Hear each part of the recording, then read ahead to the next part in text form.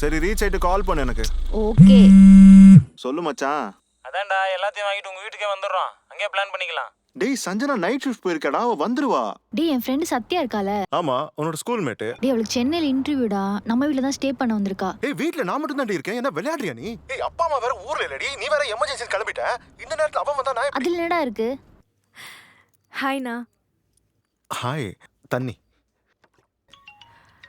எந்த கம்பெனி இன்டர்வியூன்னு சொன்ன? சேஃப் தாம்மா. சஞ்சனாவோட அண்ணாவும் இங்கே தான் இருக்காரு.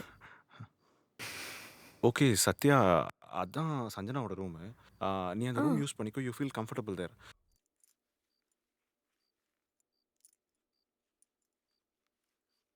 மச்சான் என்ன பிரச்சனை?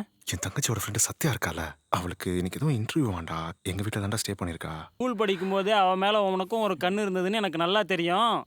சத்யா மச்சான். டேய் சஞ்சய், அதான்டா நானும் உன் வீட்டில் யோசிக்கிறேன். வெளியே எங்கேயாவது போனால் சரக்கு மட்டும்தான் அடிக்க முடியும். ஆனால் உன் வீட்டில்